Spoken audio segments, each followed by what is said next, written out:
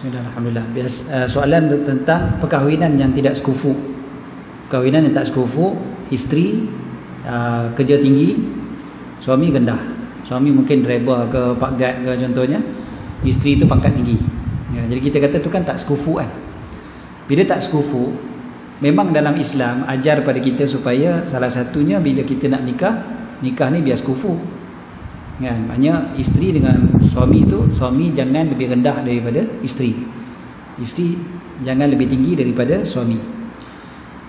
Dan pernikahan sekufu pula sah, walaupun dia tidak digalakkan, tetapi sah jika mak bapak kepada perempuan tu, bukan mak bapak, wali kepada perempuan tu, maknanya bapak dia lah, bapak dia setuju dan perempuan tu pun setuju. Dia kena dua-dua setuju. Dia tak boleh salah seorang dia setuju Dia kena dua-dua setuju. Bila dua-dua dah setuju, maka nikah tu sah. Kalau salah seorang tak setuju, dia boleh bawa pergi mahkamah untuk dipisahkan. Kan? Contoh bapa dapat tahu kata anak dia menikah dengan seorang yang tak kufu, maka si ayah tadi tu boleh bawa pergi mahkamah minta dipisahkan anak dia tu dengan menantu dia. Sebab tidak sekufu. Benda ni boleh je berlaku sebab contoh dia nikah di negeri yang lain kan, tanpa kebenaran wali. Boleh je benda tu. Biasa je, nikah sah asalnya. Tetapi wali berhak untuk memisahkan balik. Bawa pergi mahkamah, mahkamah akan pisahkan. Sebab tidak sekufu. Kenapa sampai tara tu? Sebab dalam Islam kufu ni sangat penting. Kufu ni sangat penting. Waktu bercinta, macam kita sebut tadi kan, waktu bercinta dia okey lah. Waktu menikah mula-mula pun elok lah sebab cinta. Tapi rupanya ada hormon dalam otak kita ni, hormon tu yang akan hilang. Selepas daripada satu ketika dia akan hilang. Yang mana menyebabkan waktu tu baru nampak yang sebenar-benarnya. Memang manusia ni memang macam tu rupanya. Allah Ta'ala jadikan. Jadi waktu bercinta tu menyebabkan dia tak nampak lah yang keburukan-keburukan dan sebagainya. Tetapi bila dia dah lama tu baru dia nampak keburukan. Bila nampak keburukan maka datanglah isu. Jadi isunya sekarang ni lelaki tu, isteri asyik minta cerai, yang lelaki pula tak nak cerai contohnya. Maka ketika tu kalau dia minta nasihat kepada kita, adakah kita kata hang ceraikan je lah bini hang? Tak. Kita tengok dulu setara mana isteri tu minta cerai, ada tak cara untuk boleh repair balik hubungan tu. Sebab dia dah kahwin. Kalau belum nikah tu cerita lain. Belum nikah memang elok kita nasihatkan dia. Ni tak sekufu tau dengan dia. Kena jaga. Tapi dia kata tak apa, aku nak juga. Kita dah nasihat, dia kahwin juga. Bila dah kahwin sekali masalah, jumpa pula kita. Kan aku habaq dah. Tu kan kita biasa kan. I told you, aku dah habaq dah. Ini bukan nasihat yang baik, tapi nasihat kita adalah kita cuba dulu. Macam juga pasangan-pasangan yang lain sebenarnya. Pasangan yang nak berceraikan, mula-mula sekali kita cadangkan kepada dia supaya cari penyelesaian dulu. Mungkin solat berjemaah hang kena jadi lebih banyak, hang jadi imam. Mungkin hang tak banyak sangat jadi imam. Kan hang kena mengaji ilmu agama banyak sikit. Sebab ilmu agama hang pun tak ada sangat. Itu yang jadi hang lagi rendah. Ya, sebab kadang-kadang harta benda pada isteri, tapi yang suami ni pula dari segi ilmu agama dia pula tinggi, rajin datang majlis ilmu apa semua. Jadi isteri tu dia boleh tunduk. Kan? Sebab dia tahu walaupun aku ni banyak harta tapi ilmu aku tak ada. Aku perlu dibimbing oleh suami. Contohnya. Jadi dia boleh tunduk. Tapi masalah lelaki pun sembahyang subuh pukul 10 pagi. Kan? Kuliah pun tak pernah pergi. Yang isteri lagi rajin pergi majlis ilmu apa semua. Jadi lah kali isteri harta pun banyak, agama pun dia lebih elok. Jadi akhir sekali kufu tu dia dah jadi memang makin jarak tu makin jauh. Kan? Makin isteri tu makin tinggi, suami tu elok tetap je kat situ. Jadi dekat sini ni kita kata kalau tak boleh juga suami isteri tu minta juga cerai dan sebagainya, maka istikharah lah. Sebut je lah istikharah. Kan? Kalau dia nak buat cara penyelesaian yang baik, pisah dengan cara baik, pisah dengan cara baik. Kalau dia rasa tak mau juga, tak boleh juga, suruh isteri tu pergi minta ke mahkamah. Kalau isteri tu bersungguh-sungguh nak minta ke mahkamah. Mahkamah boleh fasahkan. Kan? Jadi bergantung kepada mahkamah pula lepas tu. Tapi memang jadi tak elok lah.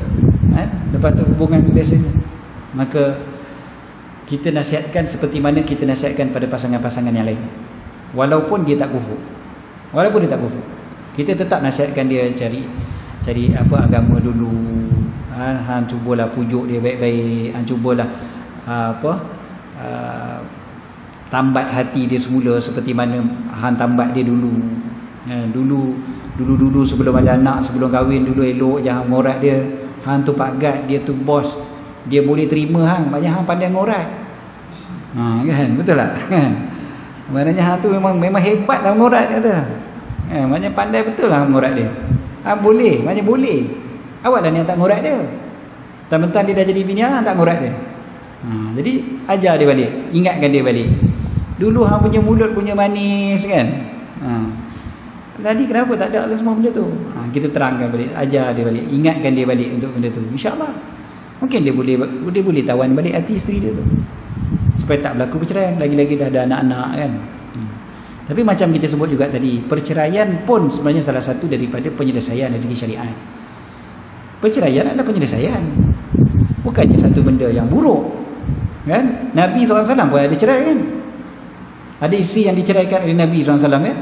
Jadi maknanya bukanlah sesuatu benda yang terlalu hina. Kalau benda tu terlalu hina, Nabi takkan buat. Betul tak? Tapi dia adalah penyelesaian. Jadi kalau dah tak boleh, memang dah tak boleh dah. Sebab isteri tu nampak, Allah, patutlah suami aku ni teruk sangat, pemalas, tidur je kerja dia. Dah lepas kahwin baru tahu kan.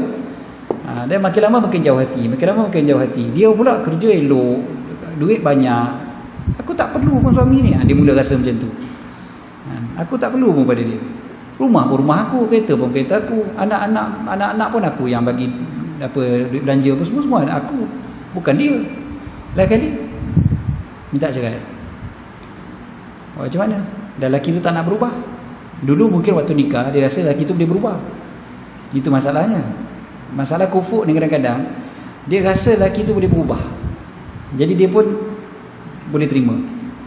Jaga-jaga benda ni. Jaga sangat.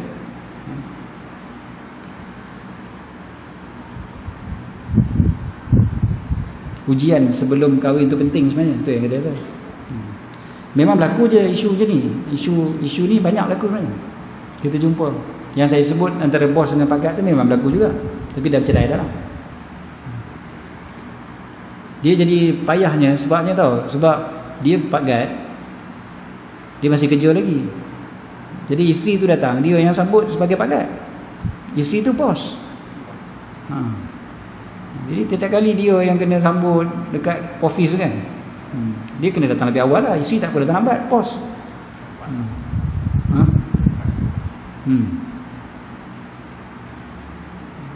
Dia apa dipanggil tu? Polis bantuan. Polis bantuan. Kita bukan hina pagat tak. Kan? Tapi kita kata kufuk tu kena jaga. Kufuk tu kena jaga. Tapi kalau betul jadi, cari satu benda macam kita sebut tadi, cari satu benda yang memang dia lebih daripada isteri tu. Bukan satu benda, kena banyak benda lah. Dia lebih. Mungkin dari segi duit dia kurang, tapi ada banyak benda lain dia lebih. Tu okey lah. InsyaAllah boleh selesai. Tapi kalau yang ini pun dia kurang, yang tu pun dia kurang, ini pun dia kurang, payah. Itu ada masalah kufur dalam Islam.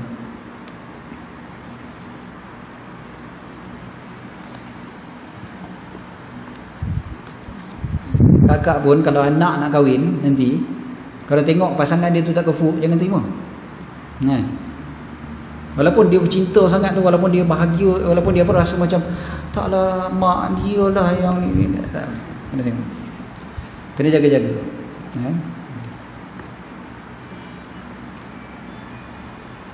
Bukanlah jangan terima tu maksudnya jangan terima langsung. Tapi kalau boleh tu memang nasihatkan sungguh-sungguh dia supaya tolak lelaki tu. Dan last sekali nampak gaya memang dah tak boleh lah, tu cerita lain lah. Kita kena nasihatkan dia cara lain pula lah. Macam mana dia nak mentaati suami dan sebagainya lah. Antara kufur yang agak tak susah sangat diterima oleh masyarakat kita adalah bab keturunan. Tak susah sangat untuk diterima. Maknanya suami isteri tu dia boleh terima. Sebab dekat tempat kita ni bab keturunan dia tak terlalu membezakan seseorang. Kan? Keturunan yang mulia dengan keturunan yang biasa-biasa. Dia tak terasa sangat dia hebat dengan sebab keturunan tu.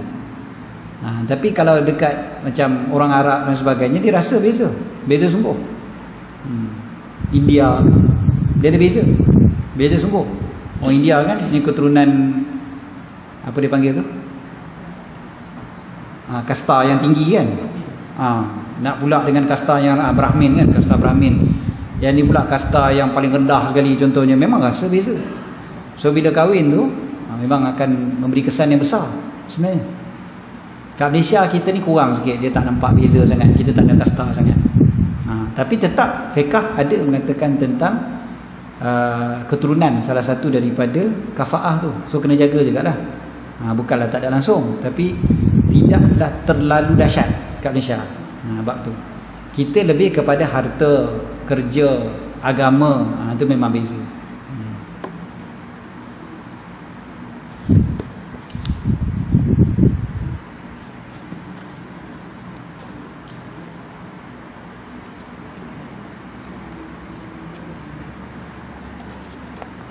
Macam keturunan tadi saya sebut, kalau Syarifah kan nak kahwin dengan bukan Syed, dari segi fiqh memang tak digalakkan kan? Sebab keturunan tidak kufur. Tapi kalau kita nampak macam memang dia ni memang dah jatuh hati sangat-sangat dah, lepas tu lelaki tu memang lelaki yang baik sangat, soleh sangat, bertakwa apa semua kan, memang kita tengok memang dah inilah calon yang aku rasa tak ada dah orang lain macam dia ni baik sangat macam ni, boleh je terima. Boleh, kalau kita rasa nak terima, boleh terima. Tu kalau kita rasa tak boleh terima juga, jangan. Dan kita, orang lain jangan kutuk. Ada orang dia kutuk, mentang-mentang bukan saya, hang tolak dia. Tak, itu hak dia. Sebab kafaah ni hak wali dan juga hak pengantin perempuan tu, dua-dua sekali. Dia bukan pengantin perempuan tu saja. Hang dah tahu anak perempuan hang suka kat dia, kenapa hang tolak juga? Tak, memang hak wali. Itu memang hak dia. Hak dia mana boleh kita kutuk? Itu kan hak dia. Suka hati dia dah. Kan? Lainlah dia buat benda yang tidak ada hak. Itu lain lah. Itu bolehlah kita marah. Itu pun buat apa kita nak marah? Bukannya anak kita.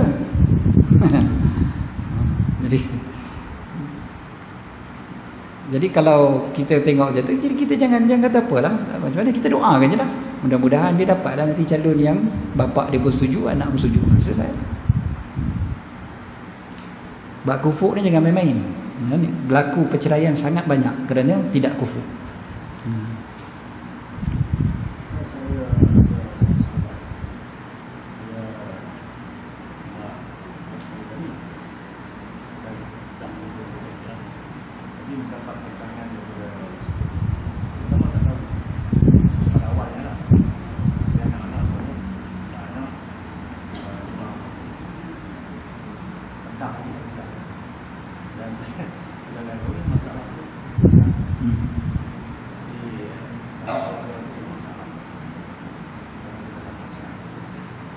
Susah kita nak cerita sebab dia punya isu tu complicated, bukan complicated macam mana, kita kena tengok banyak sudut kan? Kita kena kenal banyak sudut. Sebab tu orang kalau nak bagi nasihat, dia kena nasihatkan, dia kena tahu dulu apa sebenarnya yang berlaku di sebalik semua tu kan?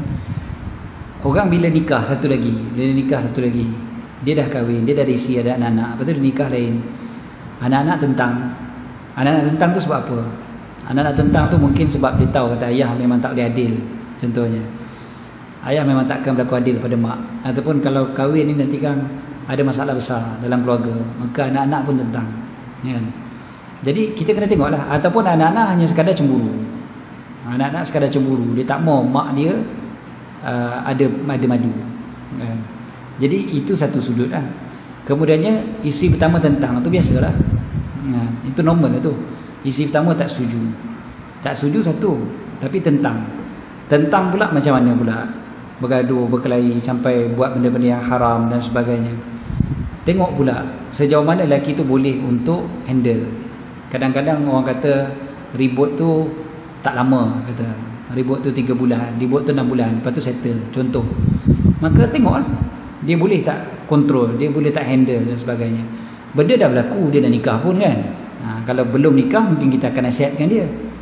Mungkin kita akan nasihatkan tak usah kan? Saya biasa je nasihatkan pada orang. Ya, bila dia kata dia nak kahwin lain, saya kata tak payahlah. Ya, bila kita cakap, sebab kita kata poligami ni bukan untuk semua orang. Bukan untuk semua orang ni maknanya bukan pada lelaki tu je, termasuk pada isteri. Termasuk pada isteri tu sendiri. Isteri tu mungkin dia tak boleh terima, memang dia tak boleh. Dia bukan orang yang boleh menerima. Jadi dalam keadaan macam tu kita kata tak boleh, nak buat macam mana? Bukan tak boleh tu jadi haram, tak. Tapi kita tak galakkan sebab kita risau apa yang akan berlaku nanti. Jadi kalau berlaku juga dah nikah, nak buat macam mana? Takkan kita nak suruh cerai pula? Tak betul. Jangan suruh cerai. Kita jangan suruh cerai. Orang yang dah berpoligami, jangan kata hang tinggallah bini kedua tu, bini muda. Jangan. Yang kita tak diajar, jangan buat benda yang haram, suruh orang bercerai. Suruh orang bercerai ni benda haram. Jadi kita kena nasihatkan dia macam mana cara untuk mengharmonikan balik. Itu je. Cara untuk mengharmonikan tu kita kena bincang, nasihatkan dia supaya boleh harmonikan balik. Tak boleh juga. Maka ketika itu tengoklah dia pula lah kena istikharah mana satu. Kalau dia kata, kalau yang isteri pertama kata abang pilih mana satu, abang nak pilih dia ke nak pilih saya? Satu cara. Ada satu lagi yang isteri memang dah tak kira dah, abang pilih dia ke pilih saya ke, saya memang tak mau abang. Tak mau. Saya tak boleh terima abang ada kahwin lain tanpa pengetahuan saya pula tu. Jadi saya tak mau abang selama-lamanya. Abang kalau cerai dia pun saya tak mau kat abang. Contohnya kan. Jadi dalam keadaan macam tu kita kena tengok pula sejauh mana pula seriusnya isteri tu. Orang perempuan ni kan banyak yang disebutkan mulut kata lain tapi hati kata lain. Mulut lebih laju daripada hati dan akal. Kadang-kadang bila dah bercakap, lepas tu bila dah tenang, baru rasa menyesal balik apa yang disebutkan. Walaupun tak minta maaf, tapi itu sebab ego. Walaupun dalam hati tahu kata salah. Contohnya, kan dalam hadis ni Nabi SAW bagi tahu tentang orang perempuan yang salah satu sebab masuk neraka apa dia? Dia kufur pada suami dia kan. Bila suami tu buat salah satu, seolah macam tak pernah buat baik langsung pada dia. Dan abang memang tak pernah begini. Perkataan tak pernah tu disebutkan oleh isteri salah satu sebab masuk neraka. Bukan maknanya benda tu boleh Bukan bila kata orang perempuan ramai macam tu maknanya jadi boleh, tak. Dia salah satu sebab masuk neraka. Jadi benda tu tak boleh. Tapi Nabi SAW cerita tu menunjukkan ramainya orang yang buat begitu. Bukan maksud dia tak pernah tu tak pernah. Maksud dia tak pernah tu tak pernah sejak 5 minit tadi. Itu maksud tak pernah dia.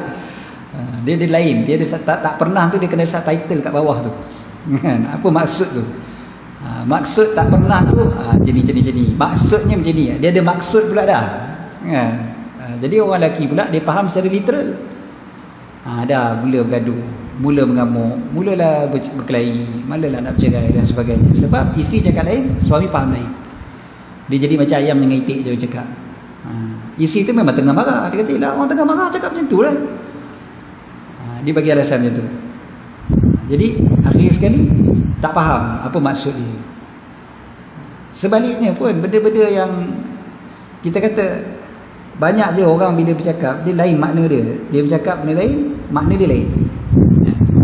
Orang kata orang perempuan kalau cakap I'm okay, maknanya tak okay. Sampai gitu sekali. Okey ke tu? Okey. Okey. Okey tu tak okey lah tu. Nampak tak dia maknanya apa? Dia ada subtitle kat bawah tu kena ada. Sari kata. Dia cakap okey. Kat bawah tak okey. Translate. Intonasi sebenarnya. Tapi orang lelaki kadang dia tak nampak benda tu. Dia tak nampak pada intonasi tu. Kan dalam sirah disebutkan macam mana Nabi SAW faham Sayyidatina Aisyah. Sayyidatina Aisyah bila marah, macam mana Nabi SAW faham. Sayyidatina Aisyah pun pelik, macam mana Nabi boleh tahu. Sayyidatina Aisyah bukan dengan intonasi, dia ubah perkataan saja. Dia ubah perkataan dia. Biasa dia sebut, kalau bersumpah dia sebut wa rabbi Muhammad. Bila dia marah, dia akan tukar wa rabbi Ibrahim. Demi Tuhan Ibrahim. Biasa sebut demi Tuhan Muhammad. Tukar demi Tuhan Ibrahim. Sama je, demi Tuhan Ibrahim, demi Tuhan Muhammad, Allah lah. Sama je. Tapi tukar perkataan. Bila tukar perkataan, Nabi SAW perasan. Nabi suami yang bijak. Dia faham. Oh, isteri aku tengah adalah something tu. Terasa. Tak nak sebut nama pun. Tapi kalau suami tak bijak, dia tak faham. Isteri pula tak faham-faham bahasa juga. Dia tahu suami jenis tak faham, dia nak bagi suami tak faham lagi. Dan nak buat macam mana? Ada awak yang tak faham. Salahkan orang juga. Jadi akhir sekali bergaduh lah. Dia akan jadi berkelahi. Dia tahu kata suami tu jenis tak faham. Jangan harapkan suami tu macam Nabi pula. Oh, Nabi boleh faham. Itu Nabi. Tak, kawan-kawan aku semua boleh faham je. Itu kawan-kawan kamu. Sekarang ni suami kamu orang lain. Dia suami kamu tak faham, kamu buat cara orang tak faham. Kena cakap terang-terang. Okey ke? Tak okey. Jawab tu terang, kan senang. Jangan okey. Oh, dia okey. Kan naya macam tu kan. Lepas tu sakit hati, menjeruk rasa. Aduh, suami aku ni tak faham bahasa betul. Memanglah dia tak faham. Dah tahu dah dia tak faham. Dah kenal dah kata dia tu jenis orang tak faham. Maka bagi dia faham dengan mudah. Itu contohlah dia kata. Jadi macam-macam. Perkataan ni okey-okey. Saya pernah cerita dulu kan. Ada ustaz ni ceritalah. Dia kata habis-habis kuliah nak balik, akak tu cakap apa dengan dia? Akak-akak ni lah. Dia cakap, okey ustaz, kita balik dulu, I love you. Terkejut dia. Orang KL lah ni, orang KL. Apa hal pula akan dia cakap I love you kat aku ni? Bini aku je cakap aku. Rupanya kata nak cakap terima kasih. Itu je. Dia subtitle kat bawah tu ada terjemahan dia, terima kasih. Jadi lain kan cara orang bercakap, cara budaya bercakap dan berbeza. Tak apalah. So ceritanya bila isteri minta cerai contohnya kerana poligami, dia tak semestinya terus dia punya solusi dia adalah cerai. Tak semestinya, tapi boleh jadi. Wallahu a'lam. Kita kena tengok case by case lah. Tengok case by case. Itu yang elok pergi pada apa dia panggil tu, kaunseling perkahwinan dan sebagainya. Kaunselor tu akan nasihat dengan baik. Kalau ada kaunselor pun nasihat dengan lebih baik, natijah dia adalah perceraian juga, insya-Allah tak apa. Bercerai mungkin adalah jalan yang terbaik. Dan Allah Ta'ala dah tentukan dah, memang jodoh mereka sampai situ saja. Kita doakan je lah yang terbaik untuk dua-dua. Selesai. Ya. Kita jangan pandang hina pada perceraian. Dah berlaku dah lah. Kan? Dah. Sampai situ je. Jodoh mereka sampai situ je. Dan Allah Ta'ala tahu jodoh mereka sampai situ je. Walaupun waktu kahwin dulu kita doakan mudah-mudahan sampai ke anak cucu, sampai ke syurga. Apa? Happily ever after ke apa benda ke kan? Tak. Allah Ta'ala yang tahu. Rupanya akhirnya perceraian. Dah selesai. Kita tak usah jadi orang ketiga yang burukkan lagi keadaan. Itulah laki dia itulah. Siapa-siapa gatal pergi kahwin lain. Itulah. Jadi macam tu. Dah. Kalau nak berakhir dengan perceraian, tak perlu dia kahwin lain pun berakhir perceraian juga. Sebab jodoh dia tu sampai gitu je dah. Allah Ta'ala dah tahu dah jodoh dia sampai situ je. Benda tu nak jadi sebab je. Benda tu nak jadi sebab je dia kahwin lain. Tapi memang adalah tu benda-benda yang memang dah Allah Ta'ala dah tentukan dia ni bukan jodoh sampai ke syurga. Dah selesai. Kita sangka baik daripada peraturan dan aturan Allah Ta'ala. Aturan Allah Ta'ala. Lebih dahsyat kalau dia tak nak ceraikan, lepas tu dia zalimi. Kan dalam Quran Allah Ta'ala ceritakan fa'amsikuhunna bil ma'ruf au sarrihuhunna bil ma'ruf kan. Sama ada kau pegang dia, tahan dia dengan baik ataupun lepaskan dengan baik. Dua-dua baik. Bukan buruk. Kan? Tapi sama ada kau tahan dengan baik, maknanya kau layani dia dengan baik ataupun kau ceraikan dia dengan baik. Itu habis. Selesai. Ya? Dua-dua tu ada. Dua-dua tu adalah memang ada dalam perkahwinan. Selesai. Terus kita pula yang burukkan lagi. Wallahu a'lam.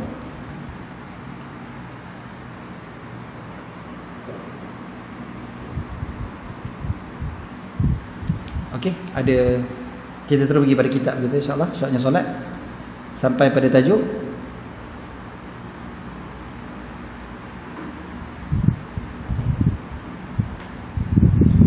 tajuk apa kak? Dah tanda dah tu. Apa dia? 149.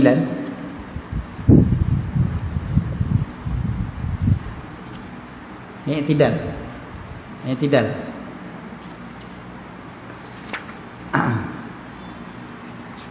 I'tidal 147. Betul? Buku lama kan ni? Buku lama ni kan? Bukan buku yang baru tu. Okey. Betul? Ha? Buku baru?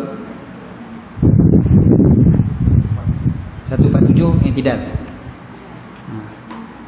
Buku baru 149. 149. Dia kadang luar tu sama aja. Dia ada lagi satu yang lebih baru lagi, yang luar dia lain. Yang saya dah minta supaya buang muka saya kat depan tu. Saya memang abang kata apa, jangan letak muka yang tu, yang warna biru tu. Okey. I'tidal Okey. Bismillahirrahmanirrahim. Cerita i'tidal ni cerita lepas rukuk lah kan. Kita semua tahu. I'tidal cerita tentang selepas daripada rukuk. Bangkit, berdiri. Sebab apa kita berdiri lepas kita rukuk? Awak tak sujud tu kan? Kan dah mudah dah separuh jalan dah. Dah separuh jalan rukuk, patutnya sujud je lah tu kan? Apa nak berdiri pula, lepas tu baru sujud? Kan? Okey, kita baca. Apabila masuk dalam hati hakikat keagungan Allah Ta'ala, waktu rukuk tadi. Waktu rukuk kan kita baca Subhana Rabbiyal Azim. Maha suci Tuhanku yang maha agung. So kita tunduk pada keagungan Allah Ta'ala. Sedar bahawasanya dialah tempat kamu berpaut serta mengerti betapa lemah dirimu. Saat itu rasalah seolah-olah Allah memerintahkan kita untuk mengangkat kepala menghadapnya. Waktu kita dah sedar yang Allah Ta'ala itu maha agung, Subhana Rabbiyal Azim wa bihamdi, kita ingat Allah Ta'ala suruh kita bangkit semula. Bangkit, berdiri, dan Allah Ta'ala nak dengar perkataan yang kita akan ucapkan. Sebab kita syukur atas nikmat Allah Ta'ala berikan kita rasa keagungan Allah Ta'ala tu. Rasa Allah Ta'ala itu maha agung. Jadi kita pun bangkit, berdiri, kita sebut Sami Allahu liman hamidah. Allah maha mendengar orang yang memujinya. Siapa yang memuji dia? Liman hamidah. Hamidahu maksudnya yang memujinya. Hamidah. Hamidah ni bukan nama orang Dia perbuatan. Dia perbuatan, dia bukan isim. Dia fi'il. Hamidahu, yang memujinya. Dia telah memujinya. Okey. Ucapkanlah dengan penghayatan yang lahir daripada lubuk hati sehingga kesyukuran yang sebenar-benar terungkap di lidah kita. Betapa besar nikmat apabila diberi taufik untuk bermunajat kepadanya. Betapa agung nikmat diberi kekuatan untuk mengingatinya. Tiada nikmat yang lebih indah daripada kenikmatan mampu menumpukan seluruh anggota dan fikiran mengingatinya. Waktu rukuk tu lah. Rukuk tu kita dah buat betul-betul fokus memuji Allah, mengagungkan Allah. Maka kita rasa syukur sangat. Allah Ta'ala kurniakan taufik pada kita, kita dapat rukuk pada Allah Ta'ala. Jadi kita berdiri dengan betul-betul rasa memuji Allah Subhanahu wa Ta'ala. Jadi Allah Ta'ala dengar orang yang memujinya. Cuba maksud dekat sini apa dia? Dekat sini maksudnya Allah mendengar dengan tanda penerimaan. Sebab Allah Ta'ala memang maha mendengar. Kita bercakap ke tak bercakap ke, kita bercakap benda baik ke, bercakap benda buruk pun Allah dengar. Kenapa dekat sini sebut Sami Allahu liman hamidah? Allah mendengar orang yang memujinya. Dengar dekat sini maksudnya dengar dengan menerima. Dengar dengan menyahut pujian hamba. Dengar dengan menzahirkan kecintaan kepada hambanya. Maksudnya bila kita sebut Sami Allahu liman hamidah, sebabnya waktu tu pun kita rasa seronok sangat. Kita rasa seronok sebut Sami Allahu liman hamidah. Sebab maknanya Allah Ta'ala terima. Allah dengar, memang Allah dengar. Tapi Allah Ta'ala terima, Allah balas cinta kita. Allah balas pujian-pujian kita kepadanya. Apabila kita mengetahui hakikat bahawasanya Allah bersedia untuk terima pujian kita dengan rasa cinta daripadanya, maka saat itulah kita menzahirkan kesungguhan dan keikhlasan memujinya. Jadi kita pun baca Rabbana walakal hamd. Tuhan kami, bagimulah segala puji. Jadi kita sedarkan diri kita dulu, Allah terima pujian kita, Allah balas pujian kita. Waktu tu baru kita sebut pujian kita tu, Rabbana walakal hamd. Jadi perkataan Rabbana walakal hamd tu lebih syok, lebih rasa. Sebab kita dah sebut Sami Allahu liman hamidah sebelum tu. Tapi Sami Allahu liman hamidah tu pun kena rasa lah, baru boleh rasa dekat Rabbana walakal hamd tu. Kalau tidak jadi macam sekadar sebut je lah kan. Sami Allah liman hamidah rabbana walakal hamd, Allahu akbar kan. Habis macam tu je lah, tak rasa apa. Tapi sami Allahu liman hamidah rabbana walakal hamd, sebab sami Allah liman hamidah disunatkan untuk dibaca oleh semua kan, imam, makmum, main seorang, semua sebut sami Allahu liman hamidah, bagi rasa. Ya Allah, sungguhnya kami meredai segala nikmat kurniaan serta pemberian-Mu. Pujian ini hanya layak kepadamu. Segala kemuliaan, ketinggian, kebaikan hakikatnya datang daripada-Mu.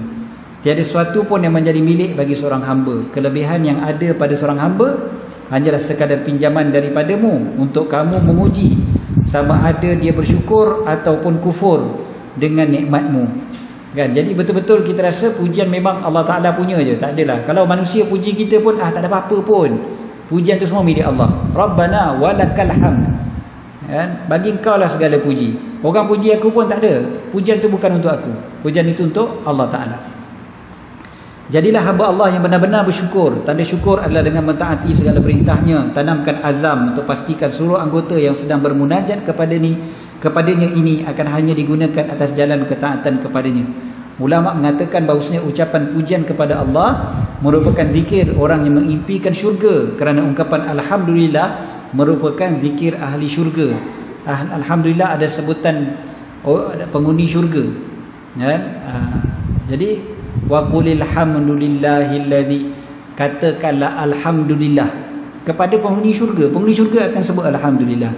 Jadi dekat dunia kita sebut alhamdulillah sebab kita nak masuk syurga. Kita nak jadi di kalangan penghuni syurga. Penghuni syurga selalu sebut alhamdulillah. Penghuni syurga sebut alhamdulillah sebab dah duduk dalam syurga, lagi senang sebut alhamdulillah, kata tak? Jadi kat dunia lagi kita kena sebut alhamdulillah. Ramai yang mengaku memujinya namun sentiasa persoalkan setiap pemberian dan ketetapan daripadanya. Ramai mengaku bersyukur padanya namun tak berusaha untuk mengelakkan diri daripada jatuh ke lembah maksiat kepadanya. Adakah kita benar-benar ikhlas saat menzahirkan kesyukuran kita kepadanya? Saya sendiri tadi dia macam tersentak. Saya selalu cerita tentang kita sabar atas apa yang orang buat dan sebagainya kan. Bukan benda besar-besar pun, benda kecil. Bawa kereta depan buat slow. Saya pernah cerita benda dulu kan. Tapi tadi jadi lagi. Bawa kereta sedap pula. Jadi bila kereta duduk lane kanan, bawa slow, dan benda ni banyak berlaku di Kedah. Jadi saya dah bawa kereta kat Kedah ni berbelas-belas tahun dah kan. Ataupun dah, bukan berbelas. Saya mula bawa kereta kat Kedah tahun 98. Jadi dah 25 tahun di Kedah, di Perlis. Jadi saya tahu beza antara dekat KL dengan kat sini macam mana. Orang Kedah ni memang biasa je dia bawa kereta slow belah kanan. Saya pun pernah duduk dengan driver yang duduk belah kanan orang Kedah. Dia bawa slow belah kanan, saya jadi tak sedar hati. Pergilah belah kiri, kamu duduk belah kanan, buat apa? Buat slow kan? Jadi bila kita tengok, tak, kalau dia tengah motong tak apa, ini belah kiri kosong kan? Belah kiri kosong, dia bawa relax dia belah kanan. Lepas tu kita tengah laju, kita kena break kan. Dia tak best tu, kita kena break tu. Kita kena break 70 dia bawa kan, belah kanan. Jadi kita bagi high beam dia ke tepi. Itu caranya kan. Boleh je nak potong belah kiri, tapi potong belah kiri tak selamat sangat banding dengan kita bagi high beam suruh dia pergi belah kiri. Jadi dia pergi belah kiri. Belah kiri kita dah geram. Lalu kat sebelah tengok dia pakai lebar, pakai kopiah kan. Orang masjid ni. Tak apalah. Tapi waktu tu bila kita geram, kita rasa marah, teringat balik, kan dulu aku pernah cerita orang dulu bawa slow, rupanya nak selamatkan kita kat depan ya, rupanya kat depan ada aksiden ke apa benda ke, Allah nak selamatkan aku, maka Allah hadirkan dia kan. Jadi waktu tu kita syukur kan, kita syukur, bukan kita marah sepatutnya. Tapi waktu benda tu berlaku kan kita marah. Tapi alhamdulillah lah, diingatkan balik. Muncullah saya selalu cerita benda tu, jadi ingat lah. Ingat balik, aku tak sepatutnya marah. Allah Ta'ala hadirkan dia ni, adalah benda Allah nak selamatkan aku. Memang pun tak ada apa-apa lah kat depan tu, tak adalah insiden ke apa ke, tak ada. Tapi nak mengingatkan kita.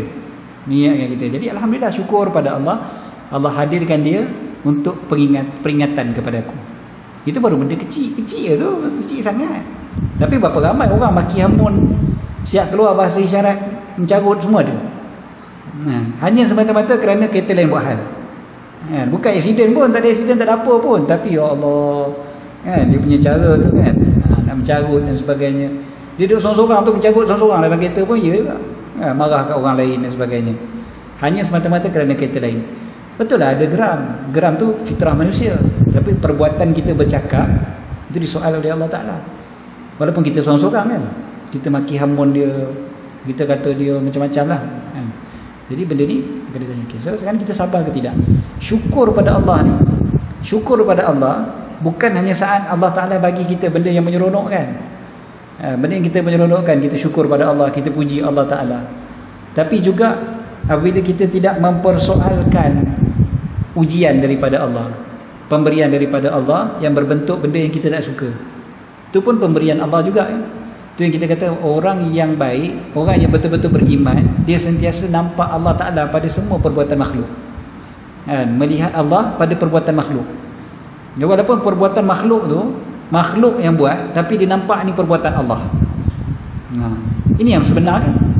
Yang sebetul-betulnya. Yang inilah orang yang tenang, sebab dia tahu ini Allah Ta'ala yang tentukan. Kalau Allah Ta'ala tak tentukan, tak jadi benda ni, tak berlaku benda ni kalau Allah Ta'ala tak tentukan. Maka ketika tu dia tenang. Tenang bukan bermakna dia jadi bodoh, dia jadi kena tindas, dia kena tipu, kena bohong lagi ke lepas tu, tak. Tapi dia tenang sebab dia tahu ini adalah af'alullah, perbuatan Allah Ta'ala. So perbuatan Allah, siapa aku untuk membentak perbuatan Allah? Siapa aku untuk nak lawan, nak mengatakan ini salah, ini tak patut berlaku dan sebagainya, kan? Jadi ketika tu lebih tenang. Sebab orang-orang belajar, lagi-lagi orang sufi belajar betul-betul, belajar tasawuf, ini antara benda yang menenangkan kita, dan sebab sentiasa melihat semua benda yang berlaku takkan berlaku melainkan dengan ketetapan Allah Ta'ala. Masya Allahu kan, wa ma lam yasha' lam yakun. Apa yang Allah Ta'ala nak akan berlaku, apa yang Allah Ta'ala tak nak takkan berlaku. Okey. Jadi syukur kita pada Allah Subhanahu Wa Ta'ala ni antara aspek yang perlu kita. Maknanya kalau kita masih lagi membentak, marah apa semua, kita belum menjiwai Rabbana walakal hamd itu. Bagi engkau lah segala puji, tak ada kurang pun pada apa saja yang kau tentukan. Okey. Kisah sahabat yang menjiwai makna syukur ni, contoh satu kisah seorang sahabat Nabi SAW yang mana pahalanya masya-Allah terus meneruslah sampai sekarang. Sebab apa? Beliau yang mulakan. Ini hadis yang orang Wahabi payah nak terima. Bukan dia tak boleh terima hadis ni, tapi dia tak boleh terima makna kepada hadis ni. Apa dia? Hadis yang diriwayatkan oleh Imam Bukhari ni, kunna yawman nusalli wara'an Nabi SAW, kata Sayyidina Rif'ah, kami dulu satu hari kami solat belakang Nabi SAW, falamma rafa'a ra'sahu min ar-rak'ah, apabila Nabi SAW bangun daripada rukuk, baginda berkata sami Allahu liman hamidah, macam biasalah kan. Lalu seorang lelaki berkata di belakangnya, Rabbana walakal hamdu hamdan kathiran tayyiban mubarakan fi.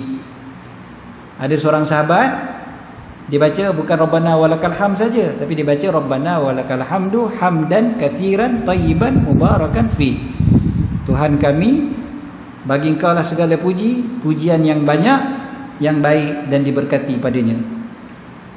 Falamman saraf, apabila selesai solat, habis solat, maka baginda pun bertanya, manil mutakallim, siapa yang baca macam tu tadi ni, yang lain daripada orang lain ni? Ada seorang yang baca lain daripada lain. Maka sahabat tu berkata, ana, aku. Maka baginda berkata, ra'aitu bid'atan wa thalathina malakan yabtadirunaha ayyuhum yaktubuha awwal.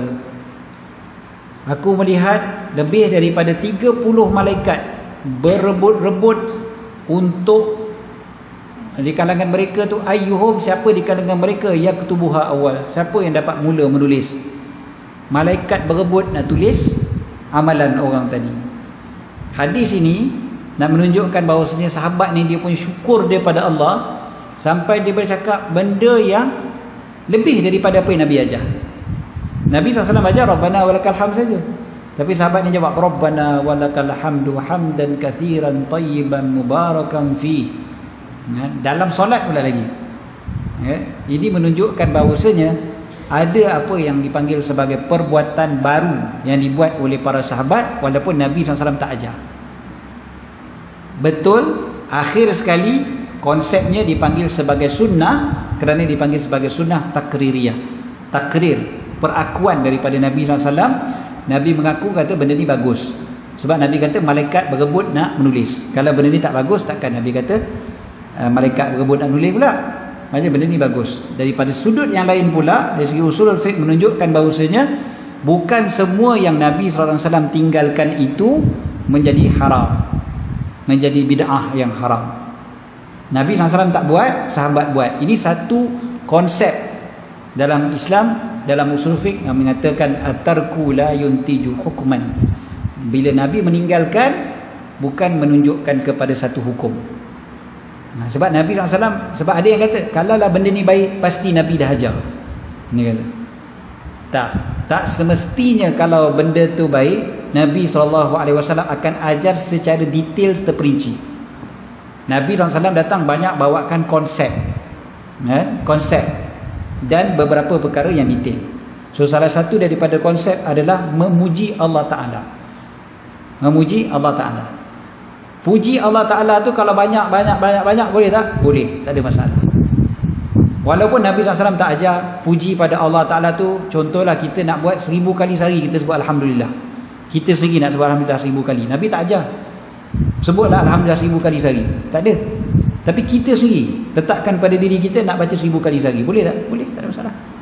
Jangan kita kata tak, kalau benda tu baik Nabi ajar dah, suruh baca 1000 kali. Tak. Kita nak buat silakan, tak ada masalah. Bapa nak suruh anak buat macam tu, boleh, tak ada masalah.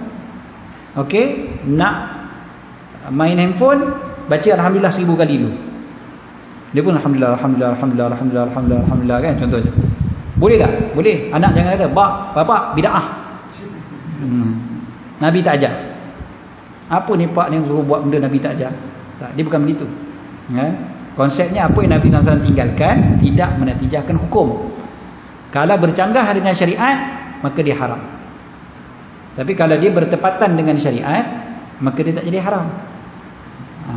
Jadi yang mereka payah nak faham ni, konsep ni, yang menyebabkan mereka mudah untuk cakap bid'ah, haram semua benda.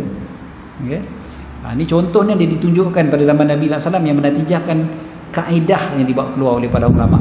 Ulama bawa keluar kaedah bukan daripada akal fikiran, tapi berdasarkan kepada apa yang ada dalam Quran, apa yang ada dalam hadis Nabi SAW. Okay, so senang ceritanya tadi puji-pujian daripada sahabat tu memang lebih daripada yang Nabi SAW ajar. Boleh, tak ada masalah. Sebab dia memang sungguh-sungguh nak puji pada Allah Subhanahu Wa Ta'ala. Puji sangat-sangat pada Allah. Kemudiannya, bila dah puji pula, dia sebut tambah pujian. Tambah pujian yang tadi tu, hamdan kathiran tayyiban mubarakan fi.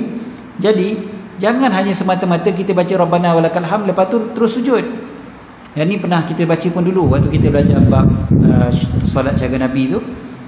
Kita rasa rugi sangat bila kita solat selama ni daripada kecil sampailah kita dah dewasa, sampai dah beranak cucu pun masih lagi Rabbana walakal hamd. Tak upgrade lagi bacaan kita. Rugi sangat-sangat, berpuluh-puluh tahun tak upgrade bacaan. Kan? Padahal bukan susah sangat nak tambah ni, tak susah pun nak tambah. Rabbana walakal hamd tu kita dah hafal lah.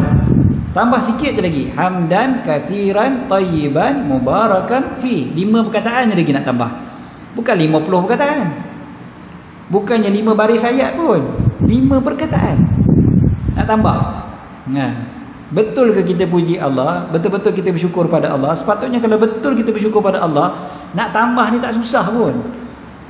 Rabbana walakal hamdu hamdan kathiran tayyiban mubarakan fi. Bagi imam boleh baca, tak ada masalah.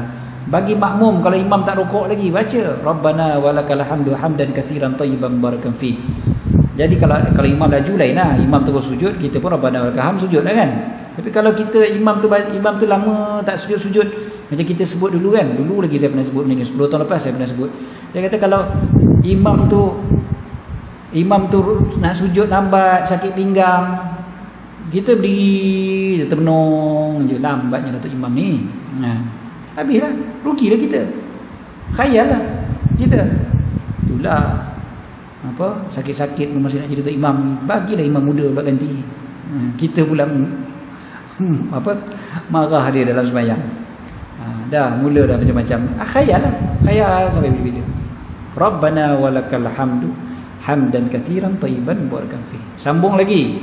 Kalau dah hafal dekat sampai mubarakan fi, sambung mil as-samawat wa mil al-ard wa mil ma syi'ta min syai'in ba'd.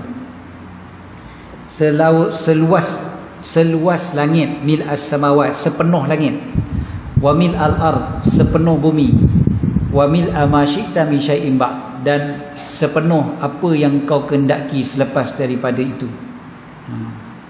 Sepenuh-penuhnya, maknanya sebanyak-banyaknya lah, seluas langit dan bumi dan yang lebih lagi daripada itu, yang lebih jauh lagi daripada itu, lebih daripada langit yang mana-mana aku tak tahu, sebab alam ciptaan Allah Ta'ala ni terlalu luas kan daripada apa yang kita tahu.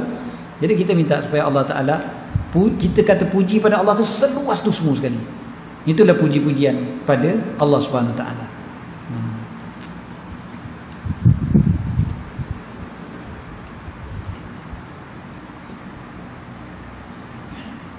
Bahasa puji-pujian ni memang begitu sepatutnya. Bahasa puji-pujian ni dia kena kata apa extravaganza sikit lah. Dia kena okay? Hyperbola ke orang dia lah. Tapi memang macam tu lah konsep dia. Bila kita puji Allah, lebih lagi. Puji manusia pun macam tu, apa lagi puji Allah? Okay? Dah pukul 11 suku lah. Patutnya kita berhenti pukul 11. Puji-pujian pada Allah patutnya lebih-lebih lagi. Kita puji manusia pun kadang-kadang kita puji itu lebih. Kadang kita kata, ataupun kita kalau sayang pada orang kan, kita sebut tu macam bahasa-bahasa yang bombastik orang dulu-dulu. Kita kata apa? Aku cinta engkau apa seluas langit dan bumi lah. I love you to the moon and back. Apa kalau orang Melayu? Apa lautan api sanggup ku renang, semua tu kan? Itu kan bahasa-bahasa, bukan bahasa yang boleh terjemahkan secara literal. Secara literal memang salah lah. Mana ada lautan api boleh direnang kan? Itu yang orang mainkan balik. Kau minum teh tarik pun kau tiup kan? Nak lautan api kau sanggup renang. Tak, itu bahasa percintaan kan. Bahasa percintaan ni memang begitulah. Aku sanggup itu, aku sanggup ni, aku buat macam-macam lah. Aku cinta kau begini dan sebagainya. Betul di bahasanya. Tapi sekarang ni dengan Allah, kita semua sebut Alhamdulillah. Itu je. Tak kena dah. Jadi biar Nabi SAW dah ajar benda ni. Nabi SAW sendiri ajar. Bila puji Allah, dan memang kita puji Allah macam mana pun takkan selayaknya pun. Takkan dapat pun selayaknya untuk Allah. Kan? Sebab Allah Ta'ala kita nak puji tu memang takkan dapat capai level yang sepatutnya kita puji Allah. Paling tidak baca begini. Rabbana warakal hamdu hamdan katsiran tayyiban mubarakan fi mil as-samawat wa mil al-ard wa mil ma syi'ta min syai'in ba'd. Kalau rasa nak tambah lagi baca apa? Ada biasa tambah lagi. Biasa imam dah sujud dah waktu tu Ustaz. Tak, kalau kita sembahyang seorang, kita nak panjangkan, tapi dengan syarat rukuk kita pun panjang jugalah, sebab tidak ni dia rukuk pendek jangan panjang-panjangkan sangat. Tapi kan ada solat-solat yang memang kita rukuk pun panjang, rukuk kita baca subhanallah azim sampai 10 kali. Jadi bila i'tidal, Rabbana walakal hamdu hamdan katsiran tayyiban mubarakan fi mil as-samawati mil syi'ta min syai'in ba'd. Sambungan dia, Allahumma la mani'a lima a'taita wa la mu'tiya lima mana'ta wa la yanfa'u dzal jaddi minkal jadd. Itu sambungan dia. Allahumma la mani'a lima a'taita wa la mu'tiya lima mana'ta wa la yanfa'u dzal jaddi minkal jadd. Allahumma la mani'a lima a'taita. Ya Allah, tiada yang boleh menghalang pada apa yang kau bagi. Wala mu'tiya lima mana'ta, dan tak ada yang boleh bagi pada apa yang kau halang. Tadi tak ada yang boleh halang apa yang kau bagi, tak ada yang boleh bagi apa yang kau halang. Wala yanfa'u dzal jaddi minkal jadd, dan tidak bermanfaat orang yang mempunyai segala usaha harta benda di sisi engkau. Tak ada manfaat pun. Dia kaya macam mana sekalipun, sebenarnya tak ada pun nilainya di sisi Allah Subhanahu wa ta'ala. Dan last sekali, hutang kesyukuran kepada Allah hakikatnya ni sambungan dia. Ni sambungan dekat kitab Ma'alimul Abrar ni. Ada panjang lagi.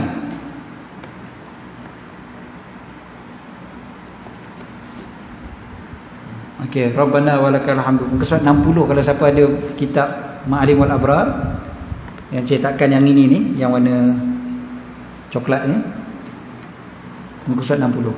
Cuba tengok nanti Rabbana walakal hamd. Lepas tu sambung lagi Rabbana walakal hamdu hamdan katsiran thayyiban barakan fi. Sambungan dia lagi mil'as samawat wa mil'al ard wa mil'a ma syi'ta min syai'in ba'. Sekali ada terjemahan pun lagi. Okey. Dan kemudian sambungan dia ahlas sana'i wal majdi ahaqqu ma qala al-'abdu wa kulluna lakal 'abdu Allahumma la mani'a lima a'taita wa la mu'ti'a lima mana'ta wa la yanfa'u dzal jaddi minkal jadd. Ini daripada hadis Nabi sallallahu alaihi wasallam. Daripada hadis Nabi sallallahu alaihi wasallam. Ahla sana' wal majd ahaqqu ma qala al-'abdu wa kulluna laka 'abdun. Allahumma la mani'a lima a'taita wa la mu'ti'a lima mana'ta wa la yanfa'u dzal jaddi minkal jadd. Siapa tak ada kitab Ma'alimul Abrar, pakat beli. Siapa yang ada, buka nanti ke surat 60. Okey. Hutang kesyukuran kepada Allah, syukur kita terlampau banyak. Ini kita dah sebut tadi lah. Ya, cukup setakat tu insya-Allah untuk pagi ni. Ada soalan?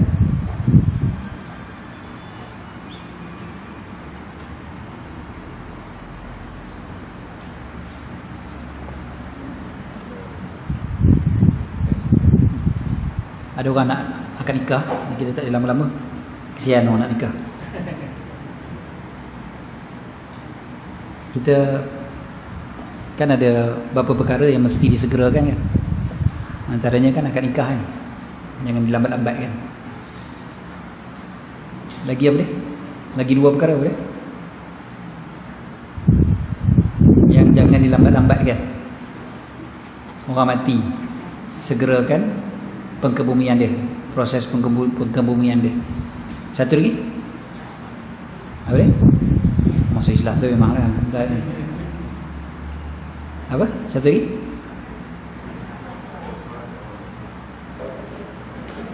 Bukan, ni bukan solat semua tu memanglah. Apa dia? Anak perempuan kahwin kan, kisah satu. Perempuan kahwin dengan cepat. Jenazah cepat kan, pengkebumian. Satu lagi? Kau bos.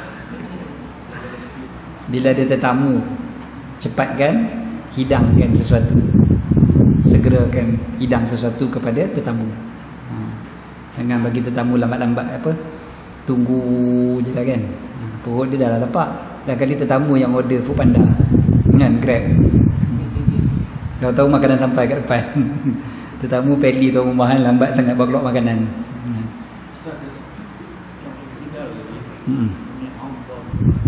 Betul. Dia hilang huruf ain, dia bagi Allah je, Sami Allah. Sami Allah. Salah lah, tapi tak adalah kita kata terus batal solat dia sebab dia bukannya dengan sengaja pun dia nak sebut begitu kan. Tetapi kita kata dia salah lah sebutan tu. Sebutannya Sami'a. Sami'a, mendengar. Allah, kita tahu kan lafzul jalalah Allah ni, huruf alif dekat depan tu, hamzah kat depan tu, dia hamzah yang ada kepala sad tu kan. Yang ada kepala sad tu dia panggil hamzah wasal. Hamzah wasal ni bila bersambung dengan yang sebelumnya, alif tu tak bunyi. Alif tu tak bunyi kan, macam kita baca bismillah kan. Bismillah, kita tak baca bismi Allah. Kita baca bismillah. So alif tadi tu tak bunyi. Dia tak jadi bismi Allah. Jadi sami'a dengan Allah, dia jadi sami Allah. Alif tu tak bunyi. Alif yang kat lafzul jalalah Allah tu tak bunyi. Jadi tinggal sami Allah. Sambungan dia jadi gitulah. Macam kita baca wallah, kita tak kata wa Allah. Ataupun qul huwallah, qul huwallahu ahad kan. Huwallah, kita tak baca qul huwa Allahu ahad. Jadi qul huwallah. Alif tu tak bunyi sebab dia hamzah wasal. Hamzah wasal bila bersambung dia akan hilang bunyi dia. Tulisan masih ada, bunyinya tak ada. Jadi sami Allahu liman hamidah dengan huruf ain, bukan huruf alif dekat Allah tu. Dia perkataan sami'a dengan Allah. Jadi sami Allah. Ya. Wallahu a'lam. Okey, terima kasih banyak. Insya-Allah kita ya,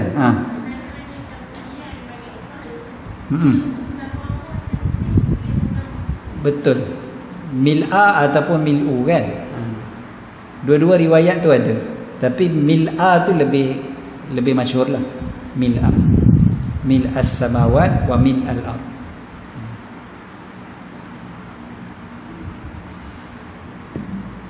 Okey, insya-Allah kita sambung lagi pada kuliah pengajian yang akan datang, insya-Allah. Pengajian yang akan datang saya dah tak berani sebut bulan depan lah. Sebab kalau ikut jadual saya pun bulan depan saya ke Turki. Jadi kalau jadi ke Turki lah. Jadi ke Turki maknanya bulan depan pengajian tak ada. Tangguh ke bulan 4 lah. Bulan 4, 2 hari bulan 4 tu sehari sebelum Ramadan ke? Ramadan 3 kan? Tak ada? Ada? Boleh ya? Boleh lah. Siang sebelum Ramadan. Belum Ramadan ni kan?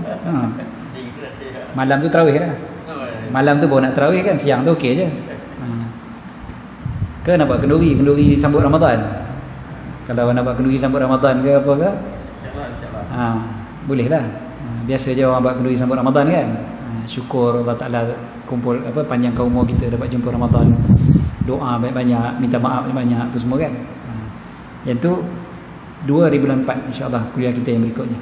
Insya-Allah kalau jadi pergi Turki. Kalau tak jadi pergi Turki maknanya bulan depan ada insya-Allah kuliah. Setakat ni jadilah. Tapi sebab bila Covid ni kan, dia sentiasa keadaan tu boleh berubah. Jadi itu yang kita kata, kalau tak jadi insya-Allah kuliah kita bulan depan. Kalau jadi maka kuliah kita pada bulan 4 nanti insya-Allah.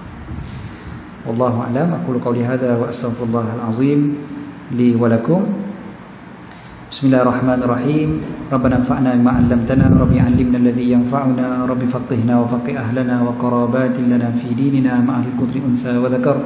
رب وفقنا ووفقهم لما ترتضي قولا وفعلا كرما وارزق الكل حلالا دائما وأخلا أتقيا علماء نهضى بالخير نكفى كل شر ربنا أصلح لنا كل شؤون وأكر بالرضا منك العيون واقض عنا ربنا كل الديون قبل أن يأتنا رسل المنون واغفر واستر أنت أكرم من ستر وصلاة الله تغشى المصطفى من إلى الحق دعانا والوفاء بكتاب فيه للناس شفاء وعلى الآل الكرام الشرفاء وعلى الصحب المصابيح الغرر اللهم اهدنا بهداك واجعلنا ممن يسارع في رضاك ولا تولنا وليا سواك ولا تجعلنا ممن خالف أمرك وعصاك وحسبنا الله ونعم الوكيل لا حول ولا قوة إلا بالله العلي العظيم صلى الله على سيدنا محمد وعلى آله وصحبه وبارك وسلم والحمد لله رب العالمين. Sebelum terlupa ya, bulan Rejab banyakkan istighfar. Bulan depan Syaban kalau kita tak ada kuliah, bulan Syaban ingat bulan banyak selawat pada Nabi sallallahu alaihi wasallam.